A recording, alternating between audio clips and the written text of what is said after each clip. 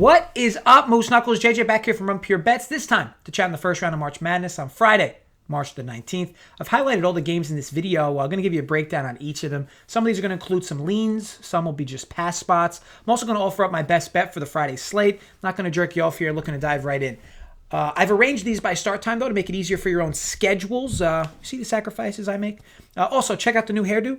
Going with like the Snooky poof these days. Some real alpha type shit.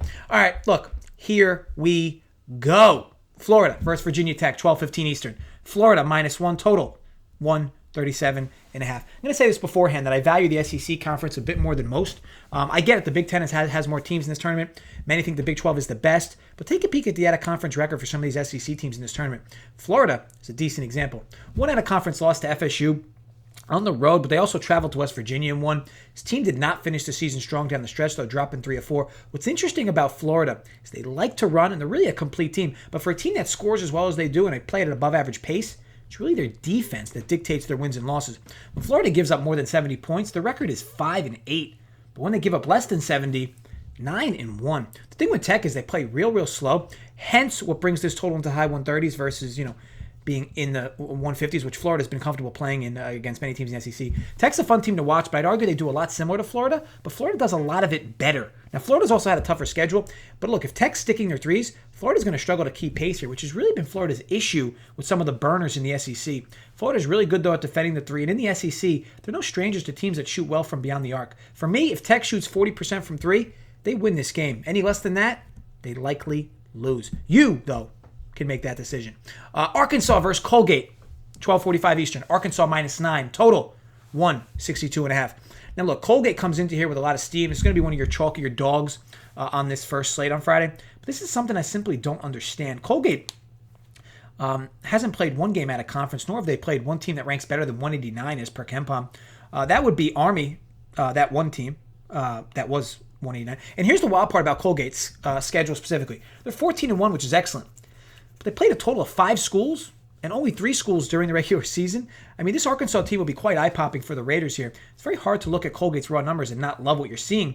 There's this elephant in the room hinting at their lack of strength of schedule. For one thing, Colgate way outsized by Arkansas. This will be by far the best offense and the best defense Colgate's seen all season.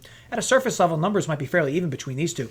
But pull back the curtain, it's not even close. Arkansas could probably score 100 here if they really wanted to. I'll tell you this, if you like Colgate, you should probably bet the under at 162.5. If this game turns into a track meet as expected, Arkansas is so much better on a per-possession basis, plus they're much more battle-tested. Colgate hasn't dealt with a stressful game since January 30th. But look, Colgate's path to victory is to run their efficient offense that got them here to this date, right? The thing with this Colgate team is you truly don't know how good they are, right? I mean, I guess you could argue you truly don't know how bad they are either, right? They haven't played anyone, but outside of a few hiccups, they've had a really good season.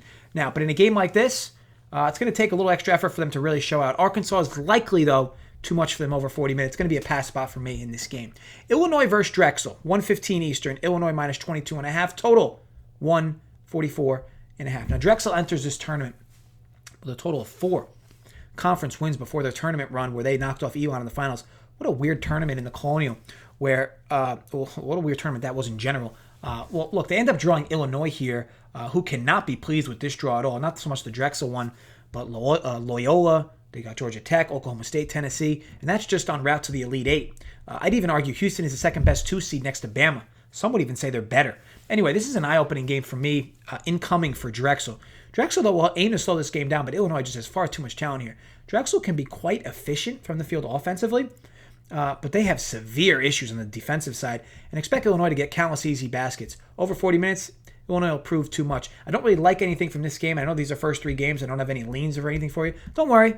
Those will come. Your blue balls will give in. Texas Tech versus Utah State, 1:45 p.m. Eastern. Tech -5. Even seeing some 4.5 and 4s. Total, 131.5. Now, this figures to be a fun little matchup. Utah State's had a hell of a season. And honestly, the Mountain West was as good this season as I can remember. Teams like Colorado State, Boise, Nevada, and I didn't even mention the cream of the crop in San Diego State. Now, they draw Texas Tech in what figures to be a defensive clash. Utah State's used to playing well versus good defenses with them beating San Diego State twice. Now, Utah State's big inside, led by Neemias Queta, with some snipers around. And Aquita is just a nightmare around the rim. If Tech gets him into foul trouble, though, it's going to be tough sledding for the Utes. Every angle shows this game to be one filled with heavily earned baskets on both sides throughout. Nothing should come easy. And this does, though, figure to be a great game, again, especially on the defensive end. Biggest issue for me here is Tech has many ways to win this game, and I'm unsure Utah State has nearly as many paths to victory. Utah State needs a big game, though, from their big man. A game that looks something like 25-10, a few blocks. Meanwhile, Tech has multiple guys that can go off, especially from three-point range. But if Utah can be stout on that end and not let Tech get to the line often, where they get extra freebies, could play close. It's a game I'm really looking forward to watching. But again, another spot I'm not really going to want or have action in. Okay, Ohio State, Oral Roberts, 3 o'clock Eastern, Ohio State minus 16.5 total, 155.5. Expect a fun-filled game here as Oral Roberts loves to run. And Ohio State's proven content to run with teams that want to. First of all, Dwayne Washington is an absolute stud for Ohio State. Kid is so underrated for this Buckeye squad. All right, look, so two teams who play far better offense than defense. Oral Roberts will certainly speed Ohio State up. Both teams can just pour it in from three. Expect Oral Roberts to take 1 or 2 dribbles and fire up a three on a lot of their possessions in this game, especially if they go down big, which they very well could. Oral Roberts has 3 guys that shoot better than 42% and 6 guys that shoot better than 34% from three-point range. They just absolutely fire. It may sound funny, but this is not a team to take lightly for the Buckeyes. They can blink and be down double digits quickly. Oral Roberts shoots threes as soon as they get off the bus, and Ohio State has proven to struggle a bit defending the arc. Issue for Oral Roberts, well, where do we start? His team is terrible defending the glass. They don't force turnovers. They foul too much. They can't guard the three. They're severely undersized in this matchup. Physical mismatches all over the place. Big number. I expect points to be fruitful. Lean the over at 155.5. Okay, see? You get a lean. Baylor versus Hartford, 3:30 Eastern. Baylor minus 26. Total 141. Baylor wins. On to the next game. I kid. So look, Hartford sneaks into this game, stealing the conference bid here. It's not like they had an awful season, but they played their best ball when it mattered the most. Hartford basically runs 6 to 7 total guys out there, so don't expect to see all that many substitutions on there. And Hartford can tend to be a bit trigger happy from three and definitely expect them to be firing from downtown in a game where Baylor expects to speed them up. Hartford will, though, try to slow this down, I guess, at least if it stays close. But this will feel like mission impossible. They'll likely be down double digits from very early on, and, from there, who knows how big this could get. It's all about how much heart this team has, though. The continuity is strong with this group, and they do have solid experience, but simply too much firepower from Baylor. Defensively, though, I'm interested to see if Baylor finally clamps down. They've been very poor defensively post-COVID and have yet to show really any bright spots on that side of the floor. Hartford enters this game playing some of their best offense of the year, but the talent of this Baylor team in the spotlight figure to slap Hartford in the mouth pretty early. If I'm Coach Drew, though, I'm using this game to pump my defense up. We know this team has scores all over the place on Baylor, especially from three. But defensively, they definitely could use some help on that end of the floor. And maybe it's too little too late, though, for this defense, all things considered. But this would be a good get-right spot for them if they can get things together. Now, regardless, if this Baylor team is going to make a run, their defense will need to be more improved. This game could be the good start. No play for me here. Loyola Chicago versus Georgia Tech. Loyola minus 2.5 total, 126. First of all, the committee must hate both these teams. Let's assume their seeding is correct. I'd argue the best 8th seed is playing the best 9th seed in this entire tournament, which is quite unlucky for both. Georgia Tech just wins the ACC tourney with some favorable luck on their side, and Loyola just dominated the Missouri Valley Conference all season long. Terrible draw for both, but look, here we go. First of all, expect nothing short of a crawl with these two going at it. While Tech has been known to speed up at times, they prefer to play slow offensively, and this Loyola team is super threatening on defense. Now, Tech has plenty of scores, especially shooters. Tech doesn't turn the ball over and has a little bit edge defensively in that category, but the rest will all go on the Loyola side defensively. This Loyola bunch is the number 1 defense in the country as per KenPom. They're top 3 in defending the glass, top 10 in not fouling. They force nothing but tough shots and do force turnovers at an above average clip. Loyola also has some real edges on the offensive end. But here's what's interesting about this team. So Drake, the team in their conference that ultimately was the second best team, they got to play them 3 different times, all without their best player. And look, aside from Drake, Loyola has 3 total wins versus teams who rank inside the top 118 per KenPom. So from a strength of schedule standpoint, it's tough to really know how good this Loyola team is. Tech comes in here at ranked 32 as per KenPom. They do have some impressive wins themselves. Advanced numbers love this Loyola team, but I can't trust them all that much with their lack of true tests they've had this year and their lack of success in the few games that they did win, actually. So Loyola could truly be elite, but it's tough to know how good they are based on their season track record this year, right? Regardless, it should be a good game. I'm going to avoid the spread in total. It'll play slow, but these are still two efficient offenses, and I'm likely just going to stay away entirely. Now, Tennessee versus Oregon State game is going to be played at 4:30 Eastern. Tennessee minus 7.5 total, 131.5. Here we have another SEC school as a decent favorite, this time against the Pac-12 conference champion, Oregon State Beavers. What do we make of this Beavers team, right? They wouldn't have been dancing had they not won the conference tournament, but only in March. The biggest problem with this Tennessee squad is they struggle getting into shootouts if their defense isn't there for them. And they really need to get to the line because they don't have enough consistent scores from the field. Well, lucky for them, great matchup with Oregon State here. Oregon State plays super slow and they foul a ton. This matchup is just right up Tennessee's alley. Oregon State's very similar in that they look better as an offense when they draw a lot of contact. But Tennessee really doesn't foul all that much. Oregon State has size and experience on their side, but quite a talent gap here with the Vols. Unless Oregon State rolls their momentum right into this game, firing on all cylinders, Vols should find a way to grab this dub here. The Beavers will need a ceiling-like performance to get past Tennessee. Simply not a great matchup for them. I lean Tennessee minus the 7.5 or even 7 if you can get it. Oklahoma State versus Liberty, 6:25 Eastern. Oklahoma State minus 7.5 total, 139.5. All right, buckle up for this game, folks. It's going to be fun. This is actually my best bet here. Over 139.5. Now, I get it. Where this line opened up, about 146.5. It's seen some severe steam south. And look, when you open up this Pandora's box, if you will, for this game, you could see how it would land in the high 130s, right? Maybe light 140s as a top. And again, heavy steam drove this down. KenPom's got this line at 139. But here's why I disagree, okay? If you've watched these two teams play, you know Oklahoma State runs, and runs some more. Cade Cunningham pushes the floor each time down the floor for this offense.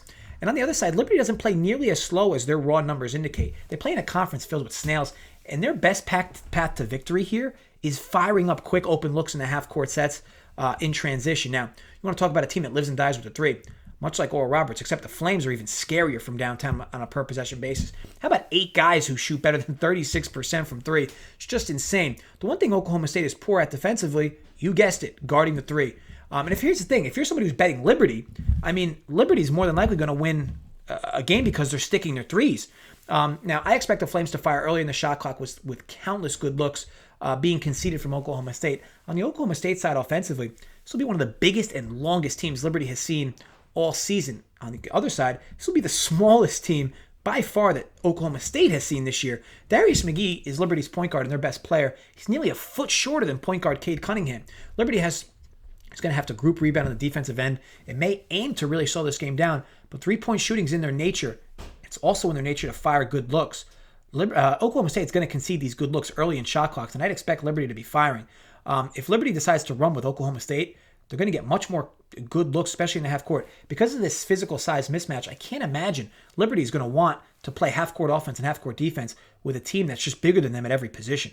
Liberty's path to victory is transition threes. It's what they do best, and why not fire on them, right? I expect high shooting percentage from both and a forgiving pace at this number. Over 139.5 Oklahoma State Liberty, best bet. Okay, North Carolina, Wisconsin, if you will. 7:10 Eastern, North Carolina minus 1.5. In what expects to be one of the tighter games of the entire Friday slate, you couldn't have two more different teams in terms of pace going at it here. North Carolina wants to run, and Wisconsin really wants to snail things down. Yeah, snail. Wisconsin hasn't beaten a tourney team since they beat Maryland on January 27th. They're quite overrated, despite how much KenPom appears to love their numbers. Then again, Wisconsin plays slow, elite defense. They don't turn the ball over. They shoot threes at a high clip, and they convert from the stripe. KenPom's numbers always seem to love teams like this. Now, North Carolina certainly has had a down year per their standards, but at least this team has recent wins versus tournament teams, along with a deeper run in their conference tourney. North Carolina is remarkably inefficient defensively and offensively, and things won't be easy for them in the half-court versus Wisconsin. Expect North Carolina's guards like Caleb Love and Leaky to push tempo here consistently. Expect the Badgers to get constant good looks from three in transition. For Wisconsin to win here, it's simple. Slow this game down. Nail your threes at about a 40% clip. They do this, hard to imagine Wisconsin loses. For North Carolina, it's get double-digit boards on the offensive glass and use fast breaks to catch this defense off guard. Total here dictates North Carolina will speed this game up, but Wisconsin's quite an efficient offense, much better than North Carolina on a per-possession basis. Can Wisconsin beat a tournament-worthy team for the first time in a month and a half, or will North Carolina be able to run this team for 40 minutes? No true love for me here betting-wise, but I do lean North Carolina to go under their team total of 71. Houston versus Cleveland State, 7:15 Eastern. Houston minus 20. Now, some may have wanted to see Wright State in this game, but they were a surprise letdown in the conference tournament. Cleveland State looked very impressive after their 3-overtime win versus Purdue Fort Wayne, winning the Horizon League ship. This Cleveland State team more than belongs here, though, losing only 2 of their final 11 games and only 4 conference losses all season. It's quite a step up in class, though, for the Vikings. Drawing this Cougars team, which many have as a dark horse in this entire tournament, one thing glaring to me is offensive rebounding in this game. This game figures to be an absolute disaster for Cleveland State on the defensive glass. Houston's bigs should have an absolute field day. Houston defensively is one of the soundest teams in the country. Cleveland State should feel like they're in quicksand trying to score with any level of consistency. You may want to grab the points with Cleveland State, or you may think that that's the right play. But this is far too much of a step up in class for me. And if you consider all the extra possessions that should pile up for Houston, especially on the offensive glass, this could get really ugly. Houston plays various teams like Cleveland State in conference, very similar to them, like a teams like Tulane and Tulsa, who would argue even better than Cleveland State. And Houston mollywopped both of them. Okay, I'd expect no different here. I don't want to lay the big number with the Cougars, but it's certainly where I lean. Purdue versus North Texas, 7:25 Eastern. Purdue minus 5 total, 131. Now, North Texas is a team from the Conference USA that simply did not get near enough respect this year. They looked really good in their conference tournament. Western Kentucky pushed this team to the limit in the championship, but the Mean Green prevailed. Now, from a matchup standpoint, I'd assume North Texas would have preferred to not draw a Big Ten team who slows the game down and plays good defense, because that's what the Mean Green do. North Texas turns the ball over a ton, but lucky for them, Purdue doesn't force turnovers. Expect the Mean Green to struggle on the glass against an outsized Purdue team, though. North Texas can make up for this with their ability to force turnovers, and they play really good defense. The Mean Green squad is also quite experienced. They're the 13th oldest team in D1, and while Purdue is one of the youngest teams in D1, ranked 327th. The youngins versus the old-timers, if you will. North Texas' path to victory is riding the experience of their leaders, being balanced offensively and guarding the glass. Okay, Purdue has many natural advantages coming in, especially on the physical side, but this Mean Green squad will not be easy to put down. I think the Mean Green are very live here in what should be a real grinded-out slugfest among 2 great defenses. I lean taking the 5 with North Texas. Clemson versus Rutgers, 9:20 Eastern. Rutgers minus 1 total, 126.5. Little ACC Big Ten clash here. Interesting enough. There's a lot to like about both these teams, and also a lot that makes you scratch your head as well. For starters, these are 2 elite defenses who play relatively slow on offense. Clemson much slower, though. Speaking on Clemson, their loss to Miami in the ACC tournament was quite head-scratching, especially with how well Clemson played down the stretch of the season. Clemson, who's also a victim of living and dying with the 3, shot better than 52% from downtown in that Miami game, still lost. When Clemson loses a game like this, it makes you wonder about the true tournament power they have coming in here. When Clemson's not forcing turnovers and making threes, his team struggles with any level of consistency on the offensive side. Rutgers does not turn the ball over, and they guard the 3 very well in a conference filled with snipers from outside. As per KenPom, Rutgers is better on offense and on defense than Clemson, and certainly has exploitable matchups inside. It's a prime matchup for Rutgers to play well, but devil's advocate here, Clemson comes in at KenPom ranked 42. Rutgers has not beaten a team ranked better than 46 since Purdue on December the 29th. Clemson also moves the ball really well, and Rutgers can be quite undisciplined at times against quality ball movement. I'm really talking assists per field goals made. And again, despite Clemson's poor showing in the ACC tournament, this team had finished in the regular season winning 6 of 7 against some quality opponents.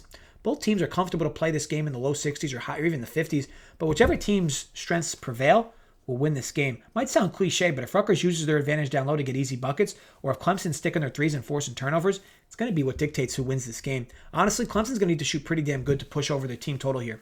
Pace is going to be like a snail. Easy shots are not going to be there for them consistently. Clemson also tends to get to be a bit too reliant on Amir Sims. I don't have enough conviction here numbers-wise as far as a play, but I do lean Clemson's team total under 63.5 for me. San Diego State versus Syracuse, 9:40 Eastern. San Diego State minus 3 total, 139. This figures to be quite a good game. San Diego State's the big dick in the Mountain West, and as mentioned previously, that conference was much better this year than most. We can't downplay the year Syracuse had either, though. While their zone may have taken a bit of a backstep, Cuse may lack actual depth, but they lack depth almost every year. This team, though, is long and gritty. They also make the free throws at better than a 78% clip, which is outstanding, especially in a tournament like this or those matter. Here's what bothers me, though, about San Diego State specifically. Game against Wyoming appeared to show a glaring weakness with this team. When Mitchell and Shackle get doubled, the other Aztecs really find issues with consistency offensively. Aztecs team also struggles to guard the three ball. Cuse may not be great from three, but they certainly have snipers. Guys like Boeheim and Griffin can fire from downtown, and expect them to be getting threes up early in the shot clock, especially if San Diego State is going to allow them to. Back to what Wyoming discovered, though, about the San Diego State team is that Syracuse's zone can't really rework itself, kind of like Wyoming did on a one-game time span, right? So San Diego State should be able to still get looks from the two best players in Mitchell and Shackle. This zone, though, is still tough to find consistency from outside. Now, expect the Aztecs to work the middle of this zone all game, pop out to shooters, and while Cuse looks to run and get in transition for easy baskets, San Diego State's one of the most experienced teams in D1, so they might be able to slow that end of it down. These Syracuse teams, though, under Boeheim, have proven to have a lot of success in this tournament. This game's going to be a stay-away spot for me, but expect a good one here regardless as one of the nightcaps to Friday. Last but not least, West Virginia versus Morehead State, 9:50 p.m. Eastern. West Virginia minus 12.5 total, 127.5. Final game to cap off the slate does not figure to be a close one at a surface level. Pull back the curtains, though. West Virginia's got to be careful here. As we know, Morehead State plays in the Ohio Valley. It was home to once legendary player Kenneth Fareed. But Johnny Broome can be quite a handful inside as well for this squad. In a season where Belmont just blew through this conference led by Muzinski, who got hurt the last few games and struggled to regain confidence when he returned for the tournament. Regardless, though, strike while the iron is hot, and that's just what Morehead State did. Matchup-wise, expect Morehead to turn the ball over a ton in this game, but they do have quite an advantage inside. This is one of the more undersized West Virginia teams in recent memory. Bob Huggins is always going to use tempo and presses during the game for West Virginia. But they are often a bigger group inside. Now, Culver is very talented inside for this squad. I expect him and Broome to have a nice game with one another, almost like a one-on-one. But if we neutralize these two out, Morehead has much better rebounders as a group. West Virginia is often very reliant on getting to the stripe, but Morehead doesn't foul all that much. A very disciplined group on that side of the floor, and they gang rebound better than most teams in the country, especially most mid-majors. Morehead State is one of the few mid-majors that are good on both sides of the glass, offense and defense. Now, Morehead State has to take care of the basketball, though, in this game, which figures to be a huge problem, as I previously mentioned. To me, that's the big handicap here. Now, Morehead turns it over more than 15 times per game. West Virginia forces an above-average amount of turnovers. Morehead can counter this as they're very good on the offensive glass, but West Virginia is quite good on the offensive glass themselves. Morehead's going to need to outwork West Virginia on the glass here to make up for their inefficiencies on offense. Expect West Virginia to fire up threes and aim to draw a lot of contact inside, while Morehead utilizes Broome and their skilled guards to try to navigate the paint for easy baskets under the rim. Now, I got this line a bit fair on both the spread and total, thus I'll be staying away. Did I say last but not least? Villanova versus Winthrop, 9:57 p.m. Eastern. Nova minus 6.5 total, 141.5. Now, this figures to be one of the chalkiest dogs of the entire first round of the tournament. Now, Winthrop catching 6.5, 6, penning your book. And I get a lot of people like this angle. Villanova's missing Gillespie. But look, this team still has talent all over the place. And Jay Wright's one of the best tournament coaches year after year. He's got extra time to work with his guys now to prepare for this game. Winthrop's not really a team to screw with, though. They play very fast, balanced offense, force turnovers. They defend the glass really well. But look, the biggest problem with them is they play in the Big South, right? So strength of schedule. Now, they have 2 total wins versus teams that rank inside the top 179 as per KenPom. They have no win better than KenPom 792, which was Furman. With all this said, they really have one hiccup. They basically blown out everyone this season. Now, this is a confident group who has solid experience, good continuity, and a very deep bench. The press from Winthrop shouldn't bother Nova all that much, though. Again, they're missing their primary ball handler in Gillespie, but expect Nova to be plenty prepared for this. Now, while Nova's played slow in many games this year, they are very content to run, and we know this team shoots the 3. They do tend to live and die with it a bit, though, but that's Nova most years. Physically, Nova is just so much bigger than this team. So expect them to work inside early. If Winthrop doubles, they'll just kick out for open threes and aim to pile up transition dunks with their offense. And Nova's team total is a strong lean for me here over at 72.5. Winthrop's pace is going to add plenty of possessions for this Nova team. And despite them being out of sorts the past few games offensively, expect Jay Wright to have his group prepared for this one, especially on the offensive end. All right, guys, so that sums up all the games. I told you it'd be try to be pretty brief. I know I don't go into too many stats on players. If you're looking for like dick size of these players, this wasn't going to be the channel you were going to get that from. Again, I look at games from a numbers perspective, team angles perspective, how teams match up. I'm not going to go player by player.